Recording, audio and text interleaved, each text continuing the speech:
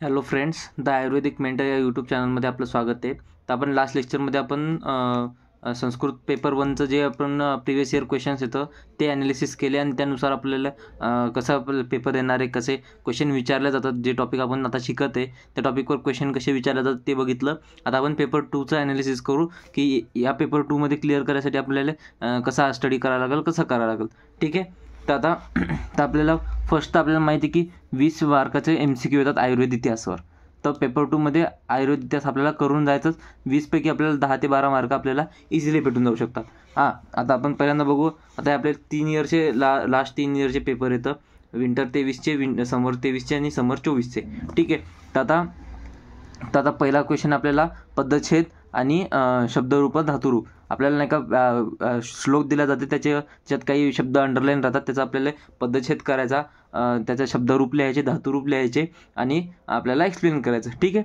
तर आता शब्दरूप धातुरूप झालं तर जसं आपल्याला वाटते तसं आपण एक्सप्लेन करू शकतो. त्याची मी तुम्हाला ट्रिक वगैरे तुम्हाला जेव्हा आपण शिकू तेव्हा आपण मी सांगेल. ठीक आहे. नंतर येते टॉपिक येते सेकंड येते अन्वय लिहा. आपल्याला श्लोक दिला जाते त्याचा अन्वय लिहा. असे आपल्याला 2 MCQ अन्वयवर येतात. ठीक आहे. नंतर प्रयोग परिवर्तन आपल्याला पेपर 1मध्ये पण येते 5 मार्काचं, इथं पण 5 मार्काचं येते. म्हणजे प्रयोग परिवर्तन आपण जर का केलं, कर्तरीचं कर्मणी, कर्मणीचं कर्तरी, तर आपल्याला 10 मार्क आपल्याला इझिली भेटून जातात. ठीक आहे. नंतर येते टिप्पणी कशावर येते? ही येते आपल्या परिभाषावर. आपल्याला निरुक्तीन परिभाषेचा टॉपिक आहे, त्याच्यावर ज्या परिभाषा येतं त्याच्यावर आपल्याला टिप्पणी येते. आता अनुपान आपल्याला आपण याच्यात पण शिकतो, काय म्हणतात अष्टांगमध्ये पण शिकतो.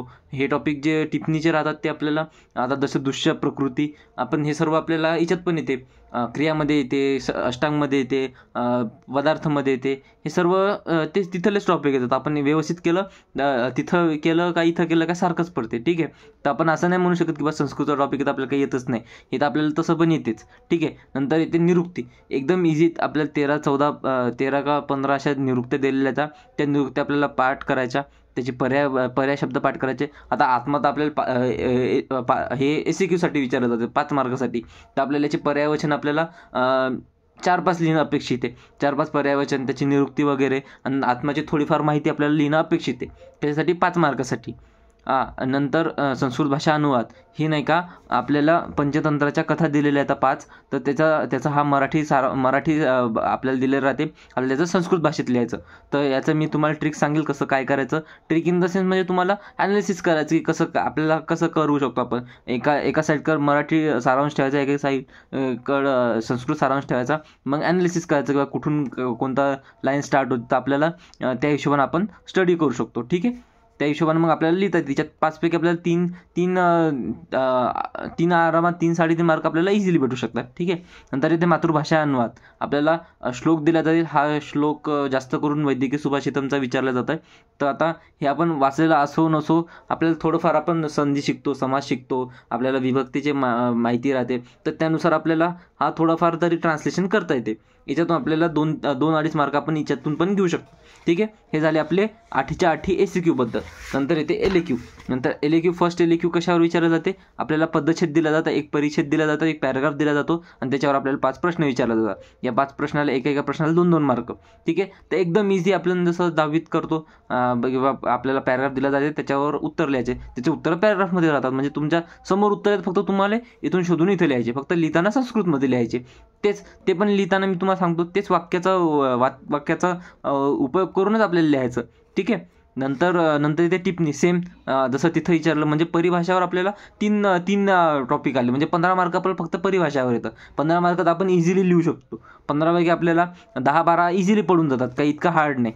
ठीक आहे. नंतर हे वैद्यस्य कति गुणा संती. वैद्याचे किती गुण येतं. मल किमूत्रचे मल्यम मला कोणते येतं. मला म्हणजे आपल्याला माहिती आहे मूत्र पुरुष स्वेद मला येतं, ते लिहायचं. हे सर्व आपल्याला क्वेश्चन विचारले जातात.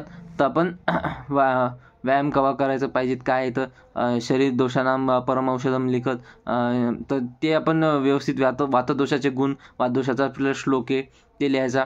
तत्र वृक्ष लघुशीत सूक्ष्मश्चल नील, ते आपल्याला ते आपण श्लोक लिहू शकतो. पित्तदोषाचे स्थान आपण सांगू शकतो. हे सर्व आपल्याला येतील. याच्यातले 5 नाही आपण 2 3 जसे आपल्याला येते, म्हणजे आपल्याला सोडायचं नाही काहीच, असं नाही म्हणायचं की आपण आपल्याला येतच नाही काहीच सोडून टाकू, तसं नाही. निरुक्ती, आता हे निरुक्ती, तिथं पण निरुक्ती आली आपल्याला 5 मार्कासाठी, इथं पण 5 मार्कासाठी निरुक्ती पर्यायवचन येतं. तर 3 मार्काचं इथं अपेक्षित, इथं फक्त 2च पर्यायवचन अपेक्षित येतं. निरुक्ती एकदम सिंगल लाईनची निरुक्ती येतं. वाताची तत्र वा गतिगंध न रयती, तर वाताची ती हे म्हणजे गती आणि गंधनशी रिलेटेड जो आहे त्याला वात म्हणतात, तर याची निरुक्ती आहे. तसं रसची निरुक्ती हे आपण क्रियामध्ये पण शिकतो, तर एकदम इझी आहे. नंतर अजून येते आपल्याला अन्वय. तिथं पण दोन अन्वय आले, इथं पण एक आला, आणि पद्धतछेदमध्ये पण आपल्याला अन्वयाचं लिहायला आलं. म्हणजे आपल्याला 20-25 मार्कासाठी तर अन्वयाचे. तर आपण जर काय ॲनालिसिस करायला गेलं तर आपल्याला निरुक्ती आहे तर 10 मार्कासाठी 5 मार्काचा एक SAQ विचारलं जाते, आणि 5 मार्कासाठी एक LAQ विचारलं जाते. LAQमध्ये एकदम इझी येतं, 5 प्रश्न विचारले जातील, 5 पैकी निरुक्ती लिहायची आणि पर्यायवचन लिहायचे. ठीक आहे. परिभाषा 15 एकदम इम्पॉर्टंट टॉपिक आहे. एक SAQ विचारले जाईल, 2 LAQ विचारले जातील. ठीक आहे. तर परिभाषा होऊन जाते. अन्वय 25 मार्काले अन्वय आहे, तर आपण याच्यातले एक LAQ 2 SAQ आणि पद्धतछेद धातू रूपाने इथून पण आपण 5 पैकी 2 अडीच घेऊ शकतो. इथून पण 20 पैकी नाही जरी अन्वय आला, संधी समाज जरी लिहिला आपण पेपर 1चं, जे आपल्या पेपर 1मध्ये येते, तर तरी आपल्याला इथं 10 ते 12 मार्क भेटून जातात इझिली, आणि हे चांगला स्कोअर आहे. आणि आयुर्वेद इतिहासमध्ये 20 पैकी आयुर्वेद इतिहास व्यवस्थित केला तर 12-15 मार्क आपल्याला इथून भेटून जातात. नंतर पंचतंत्राच्या 15 मार्काचा इथे तर हा LAQ तर एकदम इझीच आहे. हा LAQ एकदम इझी. आपण याच्यात 10 पैकी आपण आपल्या मिस्टेक होतातच समजा, तरी आपण याच्यात नाही म्हणता 7-8 मार्क आपण इझिली घेऊ शकतो. ठीक आहे. तर पासिंग एकदम इझी आहे. नंतर राहिला आपला पंचतंत्र आहे. ठीक आहे. पॅराग्राफ आणि SAQ येते ट्रान्सलेशनसाठी, तर ट्रान्सलेशन पण आपण थोडं करू शकतो. ठीक आहे. आपण जर का 2-4 वेळा जर का ते पंचतंत्राच्या कथा वाचलेल्या असल्या तर आपल्याला समजते की याचं म्हणणं काय, कसे आपल्याला क्वेश्चन विचारले जातात. ठीक आहे. तर हा पेपर 2चं पूर्ण ॲनालिसिस झालं. तर आता असंच आपण नाही का एक सर्व सब्जेक्टचे ॲनालिसिस करू, आणि हे जे जेवढे पण क्वेश्चन्स येतं हे तुम्हाला साईड बाय साईड मी एकदम आपण हे लास्ट टाईमला आपण जेव्हा फास्ट रिव्हिजन करायची त्या टाईमला कसं लिहायला पाहिजेत, आपण पेपर प्रेझेंटेशन कसं करायचं, मी तुम्हाला एक क्वेश्चन पूर्ण सॉल्व करून दाखवील, एक क्वेश्चन पेपर पूर्ण सॉल्व करून दाखवील की आपल्याला कसं अपेक्षित आहे, कुठं आपले मार्क कसे होतात. नाही तर आपण सर्व करून जातो पण आपलं व्यवस्थित प्रेझेंट करत नाही, त्याच्यामुळे पण आपले मार्क कटतात. ठीक आहे. तर